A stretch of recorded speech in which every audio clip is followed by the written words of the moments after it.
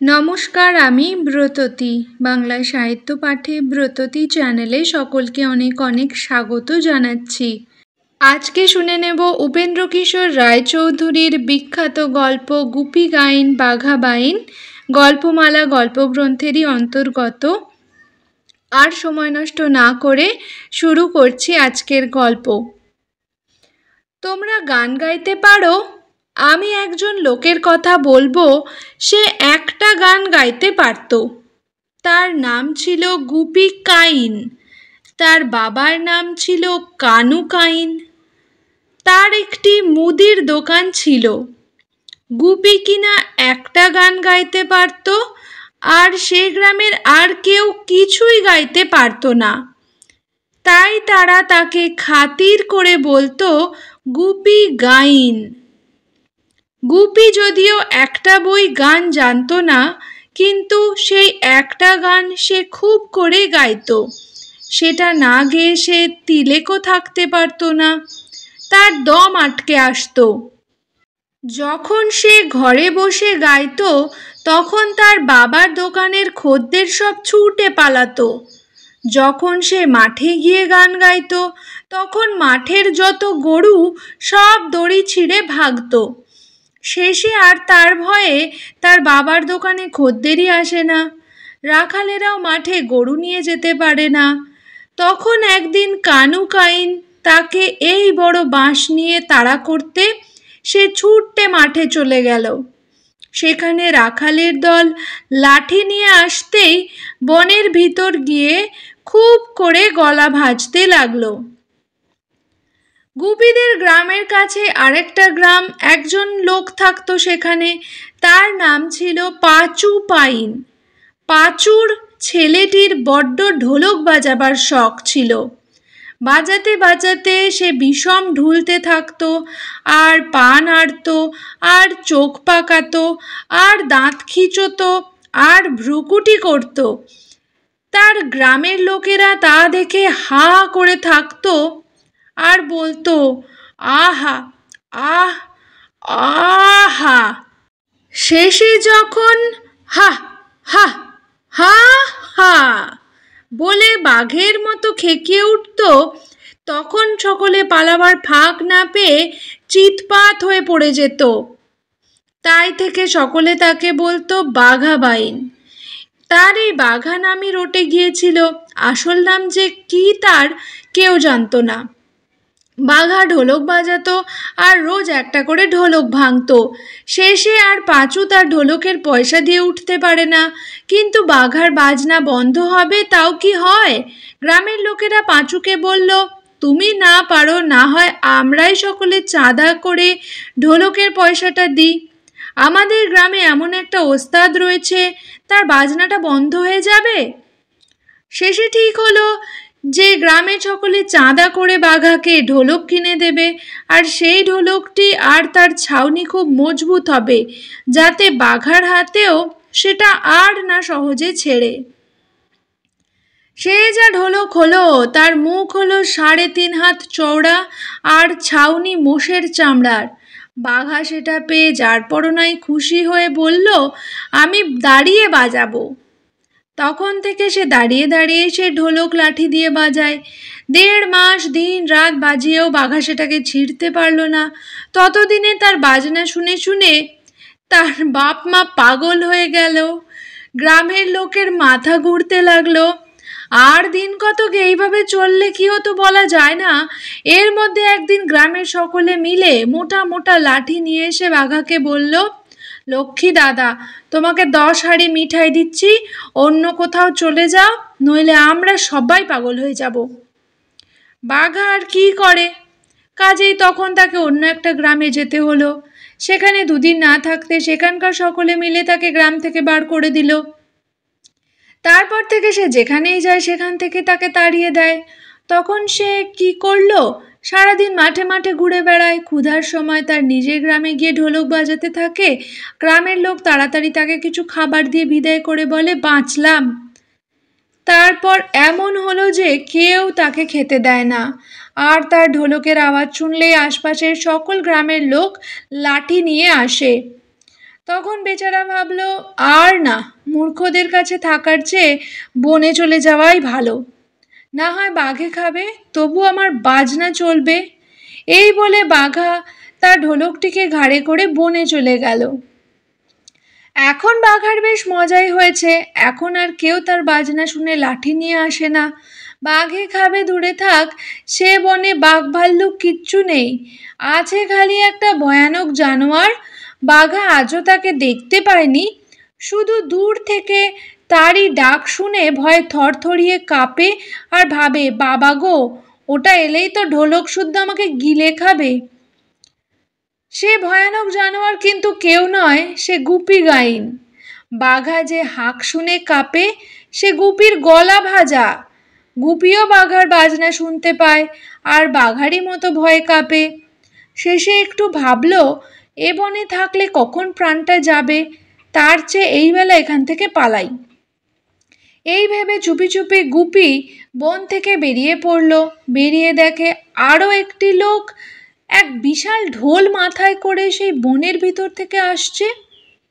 তাকে দেখে ভারী আশ্চর্য হয়ে গুপি জিজ্ঞাসা করলো, তুমি কে হে? বাঘা বলল, আমি বাঘা বাইন, তুমি কে? গুপি বলল, আমি গুপি গাইন, তুমি কোথায় যাচ্ছ? বাঘা বললে, যেখানে জায়গা জোটে সেইখানেই যাচ্ছি, গ্রামের লোকগুলো গাধা, গান বাজনা বোঝে না, তাই ঢোলটি নিয়ে বনে চলে এসেছিলাম। তা ভাই, এখানে যে ভয়ঙ্কর জানোয়ারের ডাক শুনেছি, তার সামনে পড়লে আর প্রাণটি থাকবে না, তাই পালিয়ে যাচ্ছি। গুপি বললে, তাই তো, আমিও যে একটা জানোয়ারের ডাক শুনেই পালিয়ে যাচ্ছিলাম। বলো তো, তুমি জানোয়ারটাকে কোথায় বসে ডাকতে শুনেছিলে? বাঘা বললে, বনের পূর্ব ধারে বটগাছের তলায়। গুপি বলল, আচ্ছা, সে যে আমারই গান শুনেছ, সে কেন জানোয়ারের ডাক হতে যাবে? সে জানোয়ারটা ডাকে বনের পশ্চিম ধারে হরতুকি তলায় বসে। বাঘা বললে, ওমা, সে তো আমার ঢোলকের আওয়াজ, আমি যে ওইখানেই থাকতাম। এতক্ষণে তারা বুঝতে পারল যে তারা তাদের নিজেদের গান আর বাজনা শুনেই ভয় পালিয়ে যাচ্ছিল। তখন যে দুজনার কি হাসি! অনেক হেসে তারপর গুপি বললে, ভাই, আমি যেমন গাইন, তুমি তেমনি বাইন, আমরা দুজনে জুটলে নিশ্চয়ই একটা কিছু করতে পারি। এই কথায় বাঘারও খুব মত হলো। কাজেই তারা খানিক কথাবার্তার পর ঠিক করলো যে তারা দুজনায় মিলে রাজামশাইকে গান শোনাতে যাবে। রাজামশাই যে তাতে খুব খুশি হবেন তাতে তো আর ভুলই নেই। চাই কি অর্ধেক রাজ্য বা মেয়ের সঙ্গে বিয়েও দিয়ে ফেলতে পারেন। গুপি আর বাঘার মনে এখন খুবই আনন্দ, তারা রাজাকে গান শোনাতে যাবে। দুজনে হাসতে হাসতে আর নাচতে নাচতে এক প্রকাণ্ড নদীর ধারে এসে উপস্থিত হলো। সেই নদী পার হয়ে রাজবাড়ি যেতে হয়। নদীতে খেয়া আছে, কিন্তু নে পয়সা চার। বেচারারা বন থেকে এসেছে, পয়সা কোথায় পাবে? তারা বলল, ভাই, আমাদের কাছে তো পয়সা টয়সা নাই, আমরা না হয় তোমাদের গেয়ে বাজিয়ে শোনাবো, আমাদের পার করে দাও। তাতে খেয়ার চরণদারেরা খুব খুশি হয়ে নেকে বলল, আমরা চাঁদা করে এদের পয়সা দেব, তুমি এদের তুলে নাও। বাঘার ঢোলটি দেখেই নেয়েরও বাজনা শুনতে ভারী স্বাদ হয়েছিল, কাজেই সে এক কথায় আর কোনো আপত্তি করলো না। গুপিকে আর বাঘাকে তুলে নিয়ে নৌকা ছেড়ে দেওয়া হলো। নৌকো ভরা লোক, বসে বাজবার জায়গা কোথায় হবে? অনেক কষ্টে সকলের মাঝখানে খানিকটা জায়গা হতে হতে নৌকো নদীর মাঝখানে এসে পড়ল। তারপর খানিকটা একটু গুনগুনিয়ে গুপি গান ধরল। বাঘা তার ঢোলকে লাঠি লাগালো, আর অমনি নৌকো শুদ্ধ সকল লোক বিষম চমকে গিয়ে গড়াগড়ি আর জড়াজড়ি করে দিল নৌকোখানাকে উল্টে। তখন তো আর বিপদের অন্ত নেই।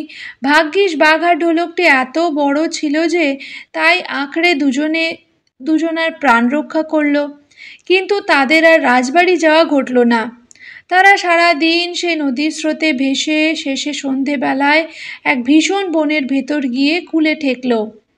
সে বনে দিনের বেলা গেলেই ভয়ে প্রাণ উড়ে যায়, রাত্রির তো আর কথাই নেই। তখন বাঘা বলল, গুপিদা, বড়ই তো বিষম দেখছি, এখন কি করি বলো তো? গুপি বলল, করবো আর কি, আমি গাইবো তুমি বাজাবে, নিতান্তই যখন বাঘে খাবে তখন আমাদের বিদ্যেটা তাকে না দেখিয়ে ছাড়ি কেন? বাঘা বলল, ঠিক বলেছ দাদা, মরতে হয়তো ওস্তাদ লোকের মতো মরি, পাড়া গিয়ে ভূতের মতো মরতে রাজি নই। এই বলে দুজনাই সেই ভিজা কাপড়েই প্রাণ খুলে গান বাজনা শুরু করলো। বাঘার ঢোলটি সেদিন কিনা ভিজে ছিল, তাইতে তার আওয়াজটি হয়েছিল যার পরনাই গম্ভীর। আর গুপিও ভাবছিল এই তার শেষ গান, কাজে তার গলার আওয়াজটিও খুবই গম্ভীর হয়েছিল। সে গান যে কি জমাট হয়েছিল সে আর কি বলবো। 1 ঘন্টা 2 ঘন্টা করে দুপুর রাত হয়ে গেল, তবু তাদের সে গান থামছে না। এমন সময় তাদের দুজনারই মনে হলো যেন চারিদিকে একটা কি কাণ্ড হচ্ছে। ঝাপসা ঝাপসা কালো কালো এই বড় বড় কি যেন সব গাছের উপর থেকে উঁকি মারতে লেগেছে। তাদের চোখগুলো জ্বলছে যেন আগুনের ভাটা, দাঁতগুলো বেরোচ্ছে যেন মূলোর সার। তা দেখে তখন আপনা আপনি হতে বাঘার বাজনা থেমে গেল। তার সঙ্গে সঙ্গে দুজনার হাত পা গুটিয়ে, পিঠ বেঁকে, ঘাড় বসে, চোখ বেরিয়ে, মুখ হা করে এলো। তাদের গায়ে এমনি কাঁপুনি আর দাঁতে এমনি ঠকঠকি ধরে গেল যে আর তাদের ছুটে পালাবারও জোর রইল না। ভূতগুলি কিন্তু তাদের কিছু করল না, তারা তাদের গান বাজনা শুনে ভারী খুশি হয়ে এসেছে। তাদের রাজার ছেলের বিয়েতে গুপির আর বাঘার বায়না করতে। গান থামতে দেখে তারা নাকি সুরে বলল, থামলি কেন বাপ, বাজা বাজা বাজা। এ কথায় গুপির আর বাঘার একটু সাহস হলো। তারা ভাবল, এ তো মন্দ মজা নয়, তবে একটু গেয়েই দেখি না। এই বলে যেই তারা আবার গান ধরেছে, অমনি ভূতেরা 1 জন 2 জন করে গাছ থেকে নেমে এসে তাদের ঘিরে নাচতে লাগলো। সে যে কি কাণ্ড কারখানা হয়েছিল সে কি না দেখলে বোঝবার জো আছে? গুপি আর বাঘা তাদের জীবনে আর কখনো এমন সমজদারের দেখা পায়নি। সে রাত এমনি এমনি ভাবেই কেটে গেল। ভোর হলে তো আর ভূতেদের বাইরে থাকবার জো নেই, কাজেই তার একটু আগেই তারা বলল, চল বাবা মোদের গোদার প্যাটার বেতে, তোদের খুশি করে দিব। গুপি বলল, আমরা যে রাজবাড়ি যাব। ভূতেরা বলল, সে যাবি এখন, আগে মোদের বাড়ি একটু গান বাজনা শুনিয়ে যা, তোদের খুশি করে দিব। কাজেই তখন তারা দুজনে ঢোল নিয়ে ভূতেদের বাড়ি চলল। সেখানে গান বাজনা যা হলো সে আর বলে কাজ নেই। তারপর তাদের বিদায় করবার সময় ভূতেরা বলল, তোরা কি চাস? গুপি বলল, আমরা এই চাই যে আমরা যেন গেয়ে বাজিয়ে সকলকে খুশি করতে পারি। ভূতেরা বলল, তাই হবে, তোদের গান বাজনা শুনলে আর সে গান শেষ হওয়া আগে কেউ সেখান থেকে উঠে যেতে পারবে না। আর কি চাস? গুপি বলল, আমরা এই চাই যে আমাদের যেন খাওয়া পড়ার কষ্ট না হয়। এ কথায় ভূতেরা তাদের একটি থলে দিয়ে বলল, তোরা যখন যা খেতে বা পড়তে চাস এই থলের ভিতরে হাত দিলেই তা পাবি। আর কি চাস? গুপি বলল, আর কি চাইবো তা তো বুঝতে পারছি না। তখন ভূতেরা হাসতে হাসতে তাদের দুজনকে দুজোড়া জুতো এনে দিয়ে বলল, এই জুতো পায়ে দিয়ে তোরা যেখানে যেতে চাইবি অমনি সেখানে গিয়ে হাজির হবি। তখন তো আর কোনো ভাবনাই রইল না। গুপি আর বাঘা ভূতেদের কাছে বিদায় হয়ে সেই জুতো পায়ে দিয়েই বলল, তবে আমরা এখন রাজবাড়ি যাব। অমনি সেই ভীষণ বন কোথায় যেন মিলিয়ে গেল। গুপি আর বাঘা দেখল তারা দুজনে একটা প্রকাণ্ড বাড়ির ফটকের সামনে দাঁড়িয়ে আছে। এত বড় আর সুন্দর বাড়ি তারা তাদের জীবনে কখনো দেখেনি। তারা তখনই বুঝতে পারল যে এ রাজবাড়ি। কিন্তু এর মধ্যে একটা ভারী মুশকিল হলো, রাজবাড়ির ফটকে যমদূতের মতো কতগুলো দারোয়ান দাঁড়াইয়েছিল। তারা গুপি বাঘাকে সেই ঢোল নিয়ে আসতে দেখে দাঁত খিচিয়ে বলল, এই ও কাহা যাতা হ্যায়? গুপি থতমত খেয়ে বলল, বাবা, আমরা রাজামশাইকে গান শোনাতে এসেছি। তাতে দারোয়ানগুলো আরো বিষম চটে গিয়ে লাঠি দেখিয়ে বলল, ভাগো হিয়াসে। গুপি তখন নাক সিটকিয়ে বলল, ইস, আমরা তো রাজার কাছে যাবই। বলতেই অমনি সে জুতোর গুণে তারা তৎক্ষণাৎ গিয়ে রাজামশাইয়ের সামনে উপস্থিত হলো। রাজবাড়ির অন্দরমহলে রাজামশাই ঘুমিয়ে আছেন। রানী তার মাথার কাছে বসে তাকে হাওয়া করছেন। এমন সময় কথা নেই বার্তা নেই, গুপি আর বাঘা সেই সর্বনেশে ঢোল নিয়ে হঠাৎ গিয়ে উপস্থিত হলো। জুতোর এমনি গুণ, দরজা জানলা সব তো রয়েছে, তাতে তাদের একটুও আটকায়নি। কিন্তু আসবার বেলা আটকাক আর নাই আটকাক, আসবার পরে খুবই আটকালো। রানী তাদের দেখে বিষম ভয় পেয়ে এক চিৎকার দিয়ে তখনই অজ্ঞান হয়ে গেলেন। রাজামশাই লাফিয়ে উঠে পাগলের মতো ছুটাছুটি করতে লাগলেন। রাজবাড়িময় হুলুস্থুল পড়ে গেল। সেপাই শান্ত্রী সব খাঁড়া ঢাল নিয়ে ছুটে এলো। বেগতিক দেখে গুপি আর বাঘার মাথায় গোল লেগে গেল। তারা যদি তখন শুধু বলে, আমরা এখান থেকে অমুক জায়গায় চলে যাব, তবেই তাদের জুতোর গুণে সকল লাটা চুকে যায়। কিন্তু সে কথা তাদের মনেই হলো না। তারা গেল ছুটে পালাতে। আর দুপা যেতে না যেতেই বেচারারা যে মারটা খেলো, জুতো, লাঠি, চাবুক, কিল, চড়, কানমলা, কিছুই বাকি রইল না।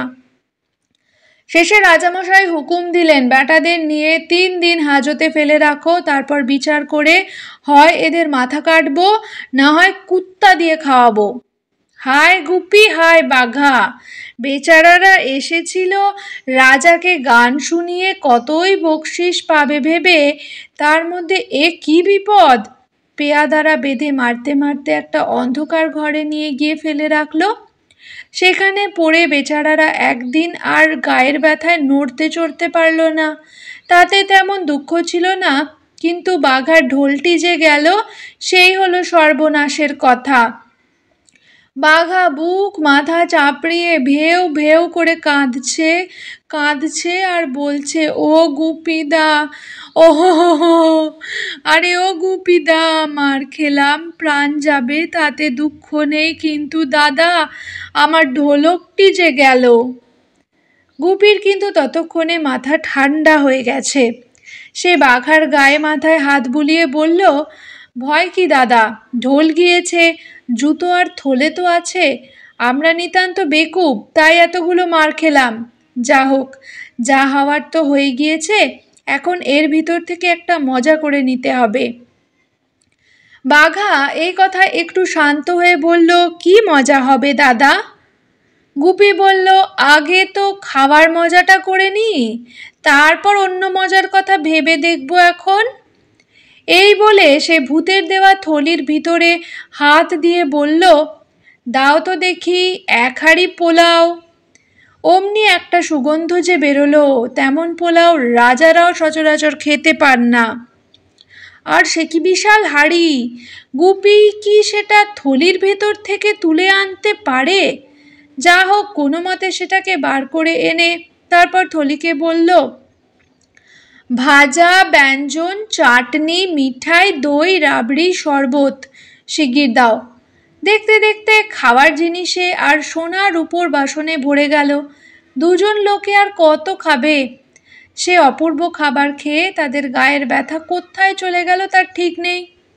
তখন বাঘা বলল, দাদা চলো, এই বেলা এখান থেকে পালাই, নইলে শেষে কুত্তা দিয়ে খাওয়াবে।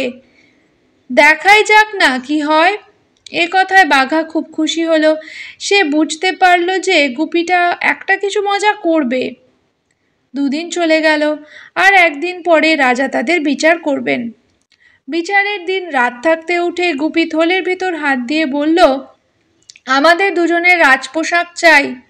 বলতেই তার ভেতর থেকে এমন সুন্দর পোশাক বেরোলো যে তেমন পোশাক কেউ তৈরি করতেই পারে না।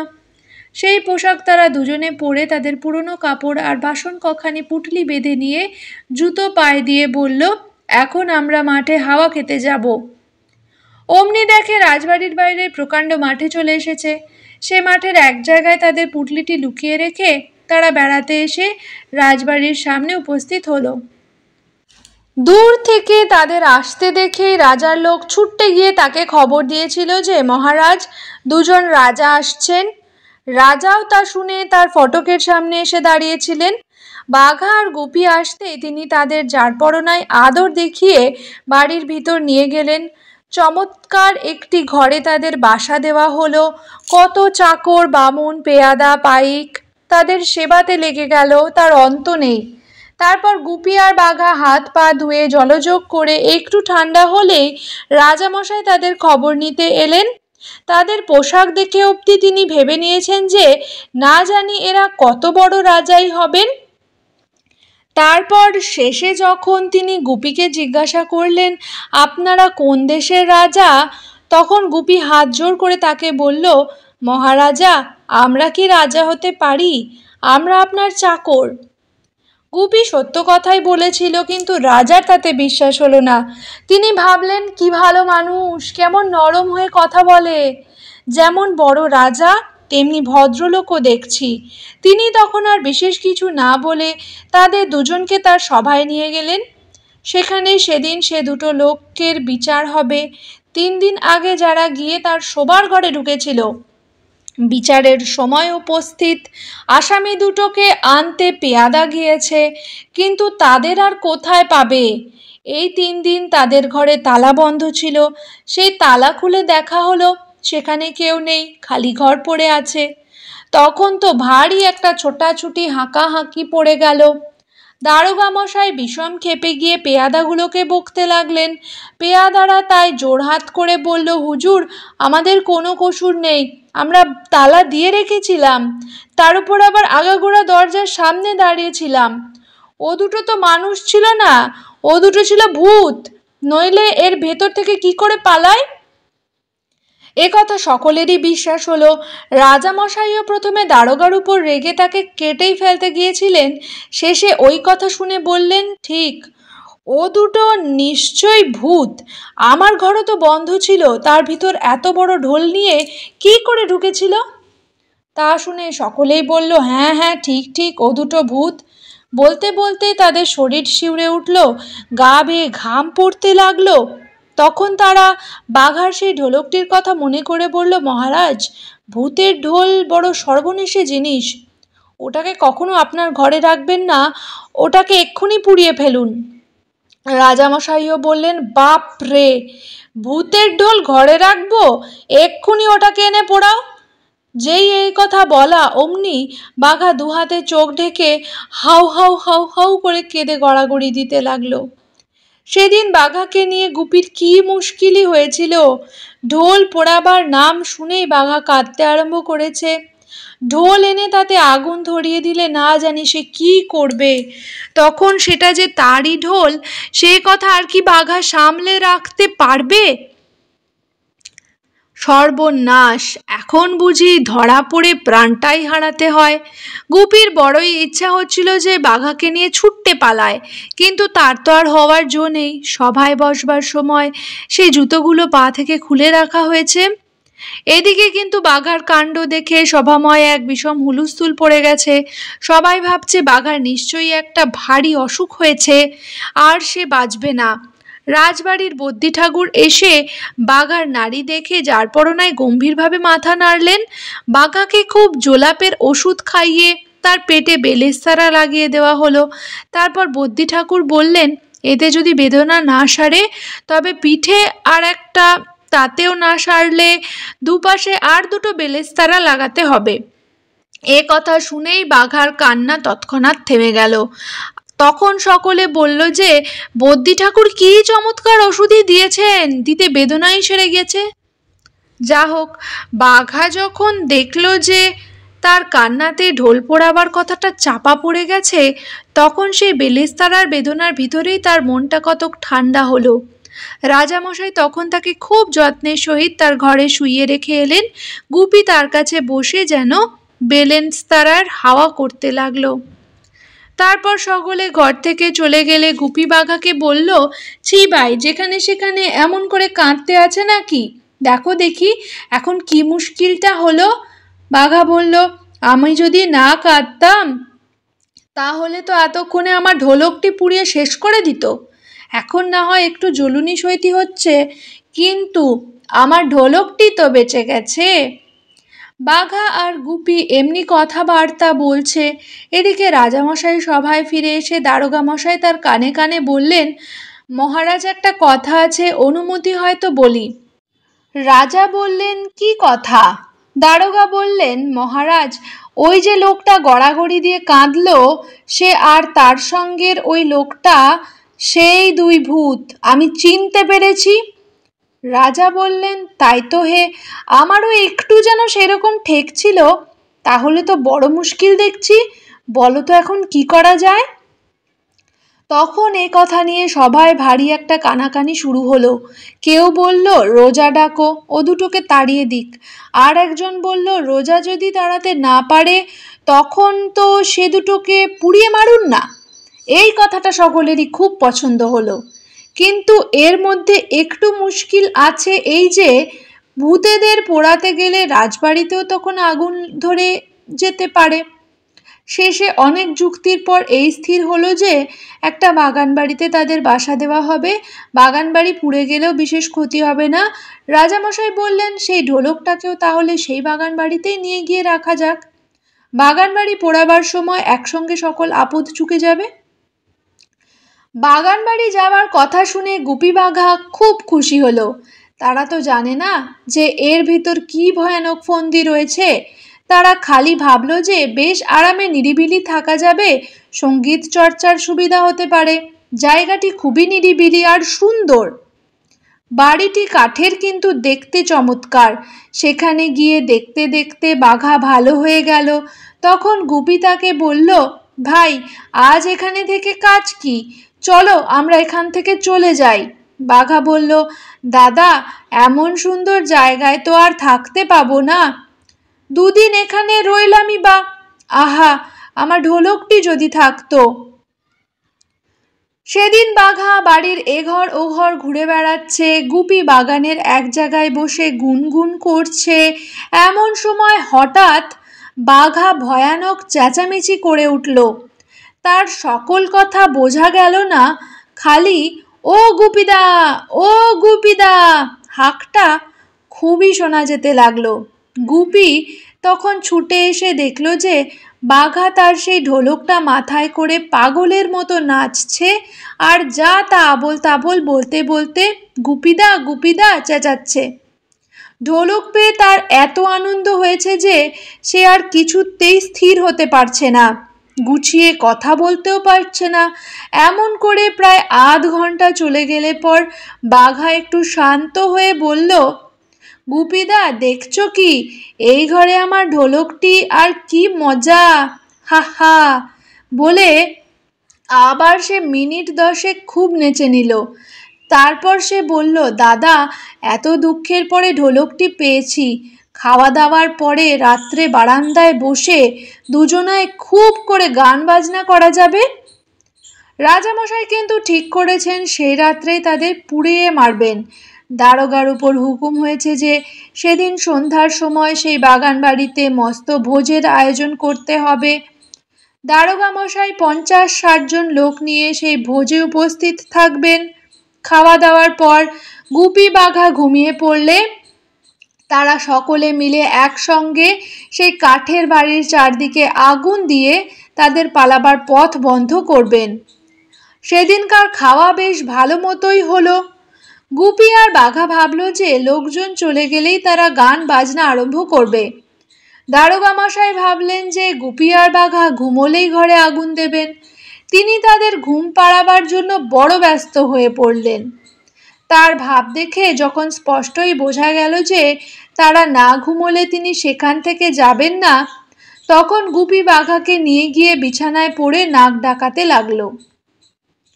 একটু পরে গুপি বাঘা দেখল যে লোকজন সব চলে গেছে, আর কারোর সাড়া শব্দ নেই। তারপর আর একটু দেখে যখন মনে হলো যে বাগান একেবারে খালি হয়ে গেছে, তখন তারা দুজনে বারান্দায় এসে ঢোল বাজিয়ে গান জুড়ে দিল। এদিকে দারোগা মশাই তার লোকেদের বলে দিয়েছেন, তোরা প্রত্যেক দরজায় বেশ ভালো করে আগুন ধরাবি। খবরদার, আগুন ভালো করে ধরলে চলে যাসনি যেন। তিনি নিজে গিয়েছেন সিঁড়িতে আগুন ধরাতে। আগুন বেশ ভালো মতোই ধরেছে। দারোগা মশাই ভাবছেন এই বেলা ছুটে পালাই। এমন সময় বাঘার ঢোল বেজে উঠল, গুপিও গান ধরে দিল। তখন আর সেখান থেকে দারোগা মশাই বা তার লোকেদের কারুর নড়বার জোর রইল না, সকলেই পুড়ে মরতে হলো। ততক্ষণে গুপি বাঘাও আগুন দেখতে পেয়ে তাদের জুতোর জোরে তাদের ঢোল আর থলেটি নিয়ে সেখান থেকে চম্পট দিল। সেদিনকার আগুনে দারোগা মশাই তো পুড়ে মারা গিয়েছিলেন, তার দলের অতি অল্প লোকই বেঁচেছিল। সেই লোকগুলো গিয়ে রাজামশাইকে এই ঘটনার খবর দিতে গেলে তার মনে বড়ই ভয় হলো। পরদিন আরও 2-4 লোক রাজসভায় এসে বলল যে তারা সেই আগুনের তামাশা দেখতে সেখানে গিয়েছিল। তারা তখন ভারী আশ্চর্য রকমের গান বাজনা শুনেছে আর ভূত দুটোকে শূন্যে উড়ে পালাতে স্বচক্ষে দেখেছে। তখন যা রাজামশাইয়ের কাঁপুনি, সেদিন আর সভা করা হলো না। তাড়াতাড়ি বাড়ির ভিতরে এসে ভূতের ভয়ে দরজা এঁটে লেপ মুড়ি দিয়ে শুয়ে রইলেন। 1 মাসের ভিতরে আর বাইরে এলেন না। এদিকে গুপি বাঘা সেই আগুনের ভিতর থেকে পালিয়ে একেবারে বাড়ির কাছের সেই বনে এসে উপস্থিত হয়েছে। সেখানে যেখানে প্রথমে তাদের দেখা হয়েছিল। তাদের বড় ইচ্ছে যে এত ঘটনার পর একবার তারা মা বাপকে দেখে যায়। বনে এসেই বাঘা বলল, গুপিদা, এইখানে না তোমার আমার দেখা হয়েছিল? গুপি বলল, হ্যাঁ। বাঘা বলল, গুপিদা, তবে এমন জায়গায় এসে কি একটু গান বাজনা না করে চলে যেতে আছে? গুপি বলল, ঠিক বলেছ ভাই, তবে আর দেরি কেন, এই বেলা আরম্ভ করে দাও। এই বলে তারা প্রাণ খুলে গান বাজনা করতে লাগলো। এর মধ্যে এক আশ্চর্য ঘটনা হয়েছে। একদল ডাকাত হাল্লার রাজার ভাণ্ডার লুঠে তার ছোট ছেলে দুটিকে শুদ্ধ চুরি করে নিয়ে পালিয়ে এসেছিল। রাজা অনেক সৈন্য নিয়ে তাদের পিছু পিছু প্রাণপণে ছুটেও ধরতে পারছিলেন না। গুপি বাঘা যখন গান ধরেছে, ঠিক সেই সময় সেই ডাকাতগুলো সেই বনের ভিতর দিয়ে যাচ্ছে। কিন্তু সে গান একবার শুনলে তো আর তার শেষ অবধি না শুনে চলে যাওয়ার জো নেই। কাজেই ডাকাতদের তখনই সেখানে দাঁড়িয়ে যেতে হলো। সারা রাত্রের ভিতরে আর সে গান বাজনাও থামলো না, ডাকাতদেরও সেখান থেকে যাওয়া ঘটল না। সকালে হাল্লার রাজা এসে সহজেই তাদের ধরে ফেললেন। তারপর যখন তিনি জানলেন যে গুপি বাঘার গানের গুণেই তিনি ডাকাত ধরতে পেরেছেন, তখন আর তাদের আদর দেখে কে? রাজকুমারও বললেন, বাবা, এমন আশ্চর্য গান আর কখনো শোনোনি, এদের সঙ্গে নিয়ে চলো। কাজেই রাজা গুপি বাঘাকে বললেন, তোমরা আমার সঙ্গে চলো, তোমাদের 500 টাকা করে মাইনে দেব। এই কথায় গুপি হাত জোড় করে রাজামশাইকে নমস্কার করে বলল, মহারাজ, দয়া করে 2 দিনের ছুটি দিতে আজ্ঞা হোক। আমরা আমাদের পিতামাতাকে দেখে তাদের অনুমতি নিয়ে আপনার রাজধানীতে গিয়ে উপস্থিত হব। রাজা বললেন, আচ্ছা, এই 2 দিন আমরা এই বনে বিশ্রাম করছি। তোমরা তোমাদের মা বাপকে দেখে 2 দিন পরে এসে এইখানেই আমাদের পাবে। গুপিকে তাড়িয়ে অবধি তার বাবা তার জন্য বড়ই দুঃখিত ছিল। কাজেই তাকে ফিরে আসতে দেখে তার বড় আনন্দ হলো। কিন্তু বাঘা বেচারার ভাগ্যে সে সুখ মেলেনি। তার মা বাপ তাকে দেখেই বললে, ওই রে, সেই বাঘা বেটা আবার আমাদের হাড় জ্বালিয়ে মারবে, মার বেটাকে। বাঘা বিনয় করে বলল, আমি খালি আমার মা বাবাকে দেখতে এসেছি, 2 দিন থেকেই চলে যাব, বাজাবো টাজাবো না। সে কথা কি তারা শোনে? তারা দাঁত খিচিয়ে তার বাপ মায়ের মৃত্যুর কথা বলে এই বড় লাঠি নিয়ে তাকে মারতে এলো। সে প্রাণপণে ছুটে পালাতে পালাতে ইট মেরে তার পা ভেঙে মাথা ফাটিয়ে রক্তারক্তি করে দিল। গুপি তাদের ঘরের দাওয়ায় বসে তার বাপের সঙ্গে কথা বলছিল। এমন সময় সে দেখল যে বাঘা পাগলের মতো হয়ে খোঁড়াতে খোঁড়াতে ছুটে আসছে। তার কাপড় ছিঁড়ে ফালি ফালি আর রক্তে লাল হয়ে গেছে। অমনি সে তাড়াতাড়ি বাঘার কাছে ছুটে গিয়ে জিজ্ঞাসা করলো, কি হয়েছে, তোমার এই দশা কেন? গুপিকে দেখে বাঘা একগাল হেসে ফেলেছে। তারপর সে হাঁপাতে হাঁপাতে বলল, দাদা, বড্ড বাঁচা বেঁচে এসেছি। মূর্খগুলো আরেকটু হলেই আমার ঢোলটি ভেঙে দিয়েছিল। গুপিদের বাড়ি এসে গুপির যত্নে আর তার মা বাপের আদরে বাঘার দুদিন যতটা সম্ভব সুখেই কাটল। দুদিন পর গুপি তার মা বাপের কাছ থেকে বিদায় নেওয়ার সময় বলে গেল, তোমরা তৈর হয়ে থাকবে, আমি আবার ছুটি পেলেই এসে তোমাদের নিয়ে যাব। তারপর কয়েক মাস চলে গিয়েছে। গুপি বাঘা এখন হালদার রাজার বাড়িতে পরম সুখে বাস করে। দেশে বিদেশে তাদের নাম রটে গিয়েছে। এমন ওস্তাদ আর কখনো হয়নি, হবেও না। রাজামশাই তাদের ভারী ভালোবাসেন। তাদের গান না শুনে একদিনও থাকতে পারেন না। নিজের সুখ দুঃখের কথা সব গুপির কাছে বলেন। একদিন গুপি দেখল রাজামশাইয়ের মুখখানি বড়ই মলিন। তিনি ক্রমাগতই যেন কি ভাবছেন, যেন তার কোনো বিপদ হয়েছে। শেষে একবার তিনি গুপিকে বললেন, গুপি, মুশকিলে পড়েছি, কি হবে জানি না।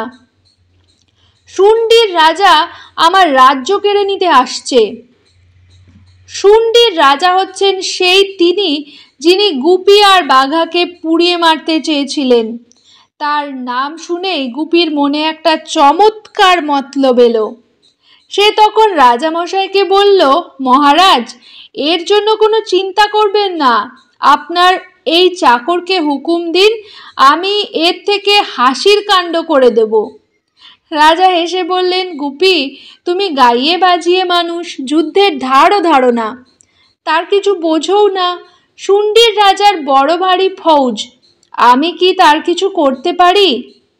গুপি বলল, মহারাজ, হুকুম পেলে একবার চেষ্টা করে দেখতে পারি, ক্ষতি তো কিছু হবে না। রাজা বললেন, তোমার যা ইচ্ছা তুমি তাই করতে পারো। এ কথায় গুপি যার পরনায় খুশি হয়ে বাঘাকে ডেকে পরামর্শ করতে লাগলো।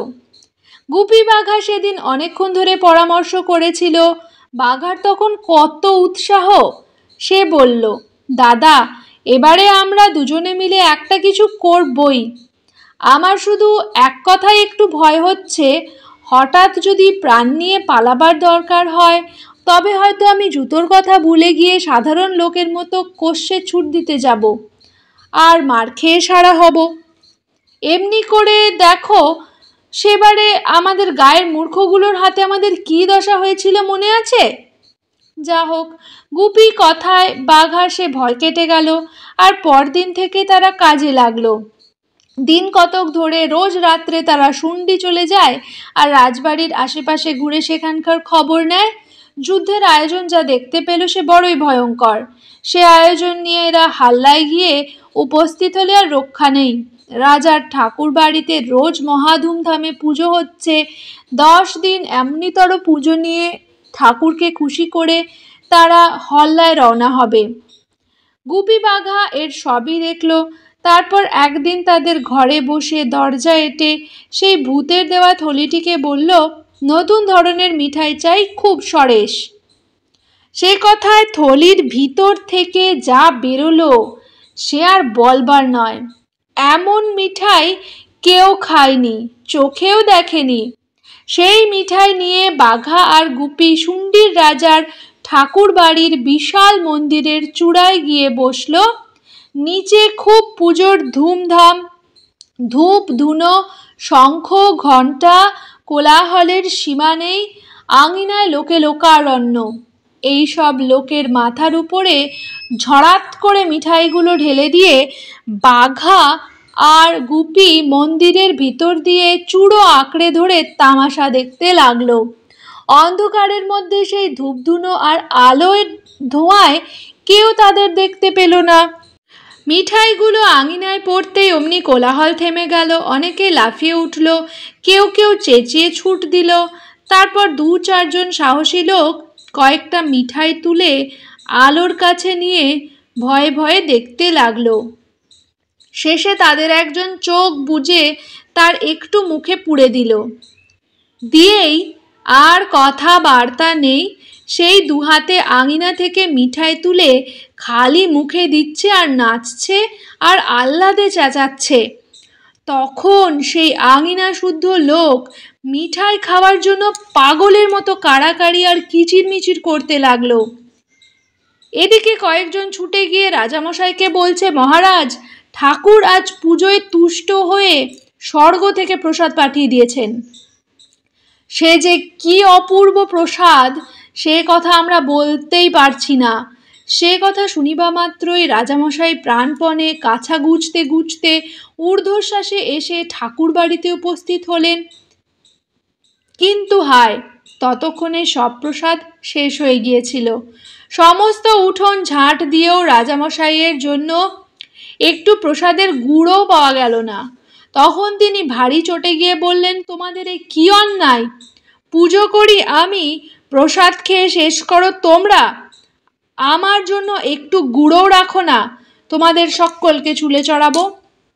এ কথায় সকলে ভয়ে কাঁপতে কাঁপতে জোড়হাতে বলল, দোহাই মহারাজ, আপনার প্রসাদ কি আমরা খেয়ে শেষ করতে পারি? বাপ রে, আমরা খেতে না খেতেই ঝাঁ করে কোনখান দিয়ে ফুরিয়ে গেল। আজ আমাদের প্রসাদগুলো আপনি মাপ করুন, কাল তকের যত প্রসাদ সব মহারাজ একাই খাবেন। রাজা তাতে বললেন, আচ্ছা তাই হবে, খবরদার মনে থাকে যেন। পরদিন রাজামশাই প্রসাদ খাবেন, তাই এক প্রহর বেলা থাকতে তিনি ঠাকুরবাড়ির আঙিনায় এসে আকাশের পানে তাকিয়ে বসে আছেন। আর সকলে ভয়ে ভয়ে একটু দূরে বসে তাকে ঘিরে তামাশা দেখছে।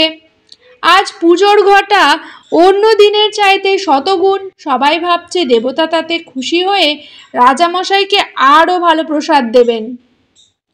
রাত দুপুরের সময় গুপি বাঘা আরও আশ্চর্য রকমের মিঠাই নিয়ে এসে মন্দিরের চূড়ায় বসল।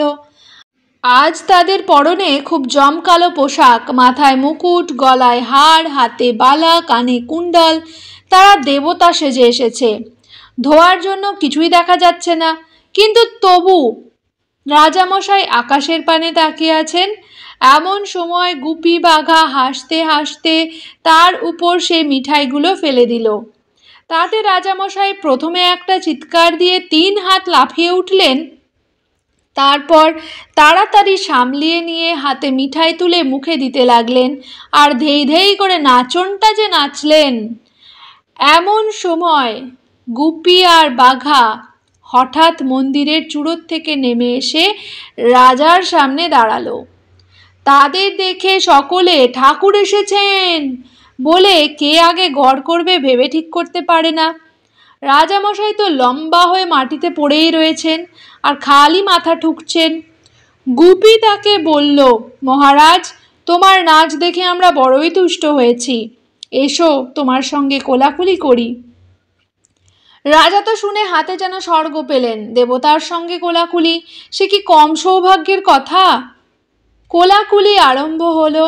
সকলে জয় জয় বলে চেঁচাতে লাগলো। সেই অবসরে গুপি বাঘা রাজামশাইকে খুব করে জড়িয়ে বলল, এখন তবে আমাদের ঘরে যাব। বলতে বলতেই তারা তাকে শুদ্ধ একেবারে এসে তাদের নিজের ঘরে উপস্থিত।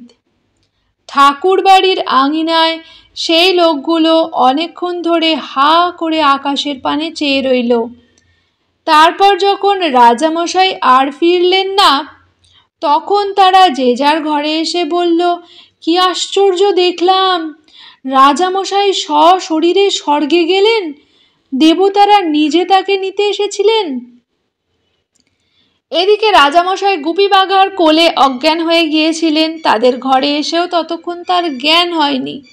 ভোরবেলায় তিনি চোখ মেলে দেখলেন যে সেই দুটো ভূত তার মাথার কাছে বসে আছে।